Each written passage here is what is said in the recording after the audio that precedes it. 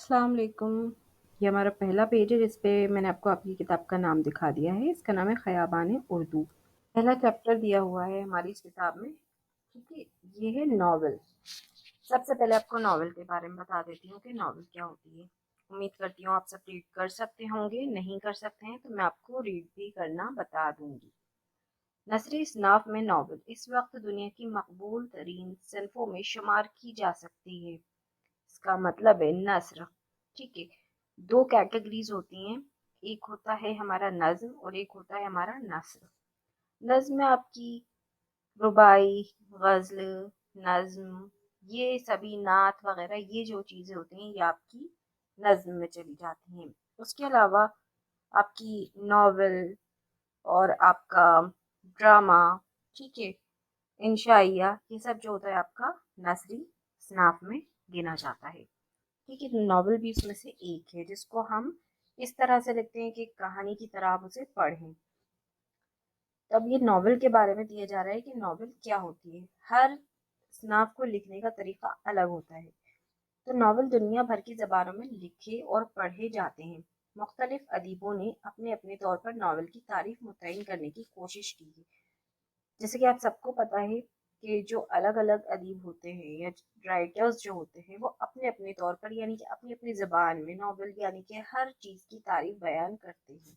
जैसे गज़ल की तारीफ आपको कई राइटर्स की ज़ुबान में मिल जाएगी।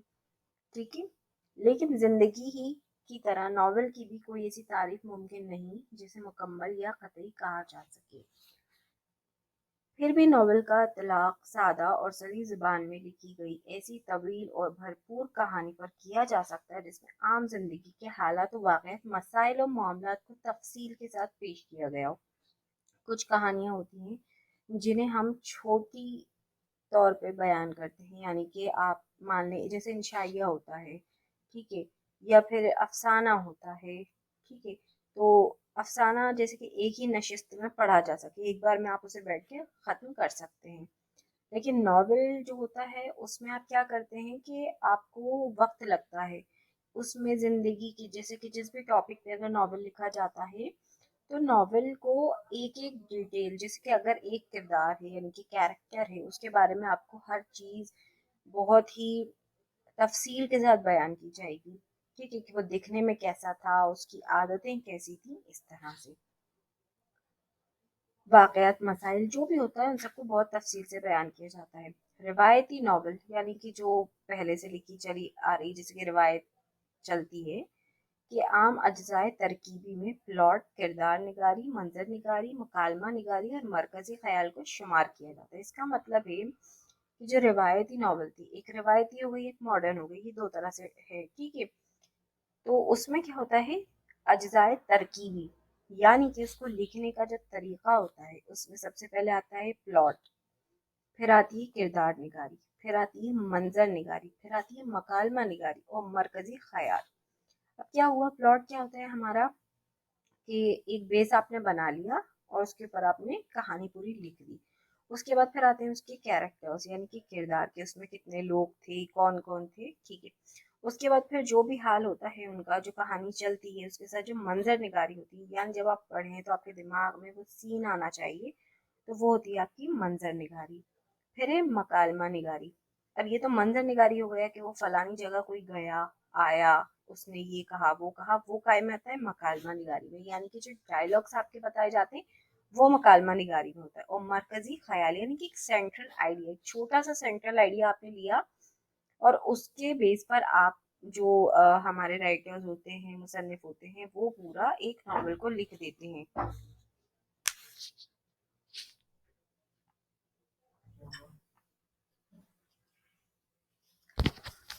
उसके बाद आता है, इनमें प्लॉट का और किरदार निगारी को बुनियादी हैसियत हासिल रही है। यानी कि जो आपका प्लॉट है और जो आपके कैरेक्टर्स होते हैं उसको बुनियादी यानी कि जो बेसिक होता है वो यही होता है। अगर आपका प्लॉट नहीं होगा या आपके कैरेक्टर्स नहीं होंगे तो आप नॉवल नहीं आगे बढ़ा सकते। अलावा इसके नावल में ज़िंदगी के मशाहिदे और इंसानों के नफ्सियाती मुताले से भी कुछ लिखने वालों ने बहुत काम लिया है। यानी कि जो नफ्सियाती आपका जो साइकोलॉजिकल उसका اسٹڈی کرتے ہیں اس سے بھی بہت سارے لوگ جو ہے وہ انسپائر ہوتے ہیں اور پھر لکھتے ہیں۔ ہر ناول کسی نہ کسی نظریہ حیات کا حامل ہوتا ہے۔ اس بات کا مطلب یہ ہے کہ ہر ناول، جو بھی ناول لکھا جاتا ہے، وہ کسی نہ کسی نظریہ حیات، کسی زندگی کو اگر آپ نے کسی نظریے سے دیکھا تو وہ اس پر ڈپینڈ کرتا ہے کہ وہ کس نظریے سے دیکھتا ہے۔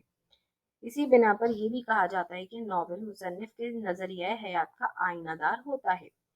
اس کا مطلب یہ ہوا، جیسے اگر میں کوئی ناول لکھتی ہوں اور میں نے کسی شخص کو دیکھا اور میں نے اس سے انسپائر ہو کے وہ ناول لکھا ہے، تو میں نے اپنے نظریے سے وہ ناول لکھا ہے۔